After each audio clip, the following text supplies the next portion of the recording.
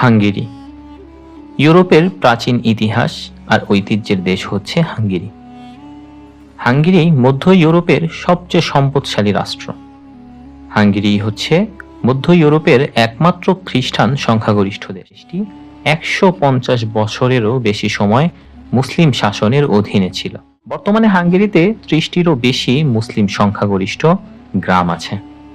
হাঙ্গেরির মুসলিম প্রধান এই গ্রামগুলো থেকে ইসলামের দাওয়াত ছড়িয়ে পড়ছে পুরো হাঙ্গেরি জুড়ে।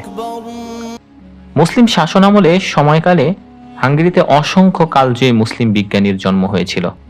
সেসব মুসলিম বিজ্ঞানীদের নাম আজও ইতিহাসে স্বর্ণ অক্ষরে লেখা আছে। তুর্কি অটোমান মুসলিম শাসকদের সময়কালে হাঙ্গেরি ছিল ইউরোপের সবচেয়ে সমৃদ্ধশালী রাষ্ট্র। বন্ধুরা, দেশ বিদেশ বিডির আজকের পর্বে আমরা জানব ইউরোপের প্রাচীন শিল্প ও ঐতিহ্যের দেশ হাঙ্গেরি সম্পর্কে। হাঙ্গেরি সম্পর্কে বিস্তারিত জানার আগে চ্যানেলটি সাবস্ক্রাইব করার অনুরোধ রইল। হাঙ্গেরির পুরো নাম রিপাবলিক অব হাঙ্গেরি। দেশটির আয়তন ৯৩,০৩০ বর্গ কিলোমিটার। হাঙ্গেরির রাজধানীর নাম বুদাপেস্ট। বুদাপেস্ট ইউরোপের সবচেয়ে আকর্ষণীয় একটি পর্যটন স্থান। ইউরোপের অনেক প্রাচীন ইতিহাস আর সভ্যতা গড়ে উঠেছে হাঙ্গেরির বুদাপেস্ট নগরীকে কেন্দ্র করে। বুদাপেস্ট শহরটিকে দেখতে আপনার কাছে অনেকটা স্বপ্নের মতো মনে হবে। প্রতি বছরই শহরটিকে দেখার জন্য প্রায় ৪৫ লক্ষ পর্যটক হাঙ্গেরিতে ভিড় জমায়। ইউরোপের অসংখ্য ঐতিহ্যবাহী স্থাপনা আর প্রাকৃতিক অফুরন্ত সৌন্দর্য থাকার কারণে হাঙ্গেরির এই শহরটিতে হলিউড, বলিউড সহ অনেক সিনেমার শুটিং হয়ে থাকে। ইসলাম ধর্ম হাঙ্গেরির দ্বিতীয় বৃহত্তম ধর্ম। দেশটিতে ৮৭,৯৯২ জন মুসলিম বসবাস করে। হাঙ্গেরিতে মুসলিম জনসংখ্যা তুলনামূলক কম হলেও ইসলামী হাঙ্গেরির সবচেয়ে দ্রুত বিকাশমান একটি ধর্ম। আপনি যদি কখনো হাঙ্গেরিতে ভ্রমণ করে থাকেন তাহলে দেখতে পাবেন হাঙ্গেরির রাজধানী বুদাপেস্টে এখনো অনেক প্রাচীন মসজিদ টিকে আছে। অটোমান সাম্রাজ্যের সময়ে নির্মিত এসব মসজিদ পর্যটকদের কাছে আকর্ষণের অন্যতম কেন্দ্রবিন্দু। দ্বিতীয় বিশ্বযুদ্ধের পর হাঙ্গেরি অর্থনৈতিকভাবে দ্রুত উন্নতি লাভ করে। বর্তমানে হাঙ্গেরি ইউরোপের অন্যতম শিল্প সমৃদ্ধ এবং উন্নত একটি দেশ। হাঙ্গেরির মানুষের জীবনযাত্রার মান খুবই উন্নত। দেশটির মানুষ বছরে প্রায় ২০,০০০ মার্কিন ডলারের উপরে ইনকাম করে। হাঙ্গেরির মানুষ খুবই বন্ধুসুলভ, হাসি খুশি, চঞ্চল প্রকৃতির। যে কোনো মানুষের সাথে তারা খুবই সহজে হাসি মুখে কথা বলে। হাঙ্গেরির মানুষজন খুবই বুদ্ধিমান। মানব কল্যাণে উদ্ভাবিত হাঙ্গেরিয়ান বিজ্ঞানীদের আবিষ্কার হাতে গুণে শেষ করা যাবে না। চিকিৎসা, পরমাণু, পদার্থ, রসায়ন সহ বিজ্ঞানের সব ক্ষেত্রে রয়েছে হাঙ্গেরিয়ান বিজ্ঞানীদের অবাধ বিচরণ। বিজ্ঞানের বিভিন্ন শাখায় অবদান রাখার জন্য এ পর্যন্ত ২২ জন হাঙ্গেরিয়ান বিজ্ঞানী নোবেল পুরস্কার পেয়েছেন। হাঙ্গেরিতে অপরাধ প্রবণতা খুবই কম। কয়েদির অভাবে দেশটির জেলখানাগুলো প্রায় খালি পড়ে রয়েছে। বিশ্বের সবচেয়ে শান্তিপূর্ণ দেশগুলোর তালিকায় হাঙ্গেরির অবস্থান ৯ম। হাঙ্গেরিতে মুসলিম জনসংখ্যা দিন দিন বাড়লেও সার্বিকভাবে হাঙ্গেরির জনসংখ্যা দ্রুত গতিতে কমে যাচ্ছে। প্রতি বছর হাঙ্গেরির জনসংখ্যা ৪৫,০০০ করে কমছে।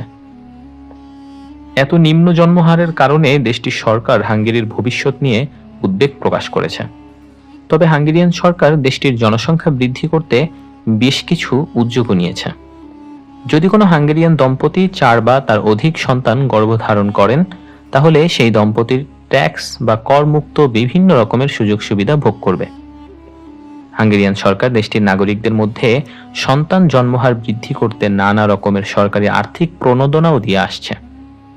হাঙ্গেরিতে ছেলেদের তুলনায় মেয়েদের সংখ্যা দ্বিগুণেরও বেশি, যার কারণে দেশটির বেশিরভাগ মেয়েই অবিবাহিত থাকে।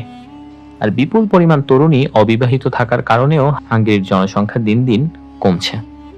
হাঙ্গেরির নারীদের অনুপাতে পুরুষদের সংখ্যা এত কম হওয়ার প্রধান কারণ দেশটির বিপুল সংখ্যক পুরুষ কাজের সন্ধানে হাঙ্গেরি ছেড়ে পশ্চিম ইউরোপে অভিবাসী হয় এবং সেখানেই তারা বসতি স্থাপন করে, যার ফলে দেশটিতে দেখা দিয়েছে কর্মক্ষম পুরুষের সংকট। ১৬০০ ও ১৭০০ শতকে হাঙ্গেরির বেশিরভাগ এলাকা ছিল অটোমান সাম্রাজ্যের দখলে। ১৫২৬ সালে মোহাক্সের যুদ্ধের পর তুর্কি সেনারা হাঙ্গেরিতে প্রবেশ করে। অটোমান শাসনের সময় হাঙ্গেরিতে অসংখ্য মুসলিম বিজ্ঞানী, দার্শনিক, চিকিৎসাবিদের জন্ম হয়েছিল। তাদের মধ্যে উল্লেখযোগ্য ব্যক্তিত্ব হলেন ওসমানীয় উজিরে আজম, শিয়াভু পাশা সহ আরো অনেকেই। হাঙ্গেরির বেশিরভাগ মুসলিম হানাফি মাযহাবের অনুসারী। উসমানীয় শাসনামলে হাঙ্গেরি স্থানীয় প্রশাসন, কর ও কৃষি ব্যবস্থাপনায় ব্যাপক উন্নতি সাধন করেছিল। কিন্তু 1702 সালে উসমানীয় হাবসবার্গ যুদ্ধের সময় হাঙ্গেরিতে অটোমান সাম্রাজ্যের পতন ঘটে এবং সেই সাথে হাঙ্গেরিতে 150 বছরের দীর্ঘ মুসলিম শাসনের অবসান ঘটে। হাঙ্গেরিতে অটোমান সাম্রাজ্যের পতনের পর দেশটির মুসলমানদের নতুন করে দুর্দশা শুরু হয়। হাবসবার্গ সাম্রাজ্যের শাসকেরা হাঙ্গেরি থেকে জোরপূর্বক মুসলিমদের বের করে দেয়। হাঙ্গেরি থেকে জোরপূর্বক মুসলিমদের বের করে দিলেও দেশটিতে মুসলিম শাসনের অনেক স্মৃতি এখনো রয়ে গেছে। দীর্ঘ 150 বছরের মুসলিম শাসনের সময় মুসলিমরা বহু কীর্তি ও স্মৃতি রেখে গেছে হাঙ্গেরিতে। এখনো পর্যন্ত হাঙ্গেরিতে মুসলমানদের যেসব স্মৃতিচিহ্ন টিকে আছে তার মধ্যে মসজিদ, সমাধিসৌধ, কবরস্থান, হাম্মাম, গোসলখানা উল্লেখযোগ্য। ওসমানীয় শাসনামলে হাঙ্গেরিতে শত শত ইসলামী স্থাপত্য গড়ে উঠেছিল, কিন্তু পারস্পরিক যুদ্ধ, ধর্মীয় বিদ্বেষ, নির্মাণ সামগ্রী ও সংস্কারের অভাব ইত্যাদি কারণে ইসলামী স্থাপত্যগুলো ধ্বংসস্তূপে পরিণত হয়েছে, আর কিছু মসজিদ পরিণত হয়েছে গির্জায়। এত বিপুল মসজিদ, মাদ্রাসা সহ বিপুল সংখ্যক ইসলামী স্থাপত্য ধ্বংস হওয়ার পরও এখনও হাঙ্গেরির রাজধানী বুদাপেস্টে 10টিরও বেশি তুর্কি মুসলিম স্থাপত্য টিকে আছে। সম্প্রতি তুর্কি সরকার হাঙ্গেরিতে ধ্বংসপ্রাপ্ত ও ক্ষতিগ্রস্ত মুসলিম স্থাপনাগুলো সংস্কারে অর্থায়ন করছে। বিশেষত হাঙ্গেরির সিকেটপার শহরের একাধিক খনন কাজে অর্থায়ন করেছে তুর্কি সরকার। হাঙ্গেরির এই শহরে 1566 সালে তুর্কি সুলতান সুলাইমান ইন্তেকাল করেন। হাঙ্গেরির জনজীবনে মুসলিম সংস্কৃতির প্রভাব বেশ লক্ষণীয়। যদিও তুর্কিরা হাঙ্গেরিতে মাত্র 150 বছর শাসন করেছিল, তারপরও হাঙ্গেরির জনজীবনে মুসলিম শাসনের প্রভাব লক্ষ্য করা যায়, বিশেষ করে খাদ্যাভ্যাসে। তুর্কিদের খাদ্যাভ্যাস ছিল অধিক স্বাস্থ্যসম্মত।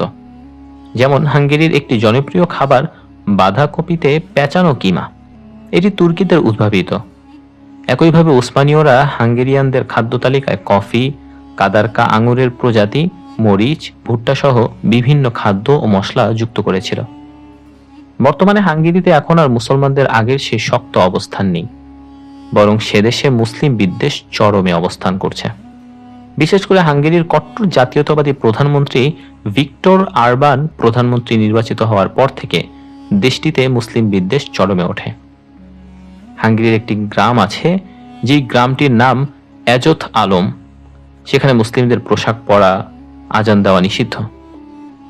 বর্তমানে ইউরোপের মুসলিমদের ক্রমবর্ধমান পরিস্থিতিতে নিয়ন্ত্রণ করতে যেসব দেশ তৎপর, তাদের মধ্যে অন্যতম দেশ হাঙ্গেরি, যার ফলে সেখানে মুসলমানদের সংখ্যা অনেক কমে গেছে। ইসলাম নিয়ে হাঙ্গেরিতে এত বাধা বিপত্তি থাকা সত্ত্বেও বহু হাঙ্গেরিয়ান জাতিগত খ্রিস্টান ইসলাম গ্রহণ করে মুসলমান হচ্ছে। বর্তমানে হাঙ্গেরির সাথে বাংলাদেশের বেশ সুসম্পর্ক রয়েছে। হাঙ্গেরিতে অভিবাসী প্রবেশে নিষেধাজ্ঞা থাকলেও স্টুডেন্ট হিসেবে স্কলারশিপ নিয়ে উচ্চশিক্ষার সুযোগ রয়েছে। প্রতি বছর কয়েকশো বাংলাদেশি উচ্চশিক্ষার উদ্দেশ্যে হাঙ্গেরিতে পড়াশোনা করতে যায়। হাঙ্গেরির পড়াশোনার মান খুবই উচ্চমানের। সম্প্রতি হাঙ্গেরির সরকার বাংলাদেশি শিক্ষার্থীদের জন্য স্টাইপেন্ডিয়াম হাঙ্গেরিকাম স্কলারশিপ ঘোষণা করেছে। এই স্কলারশিপের অধীনে বাংলাদেশি শিক্ষার্থীরা বিনামূল্য উচ্চশিক্ষার সুযোগ পেয়ে থাকে। বন্ধুরা, হাঙ্গেরি নিয়ে আজ এ পর্যন্তই। পরবর্তী ভিডিওতে আপনারা কোন দেশটি সম্পর্কে জানতে চান, দ্রুত আমাদের কমেন্ট বক্সে সে কথাটি লিখে ফেলুন। দেখা হবে পরবর্তী কোনো ভিডিওতে। সে পর্যন্ত ভালো থাকুন, সুস্থ থাকুন। আল্লাহ হাফেজ।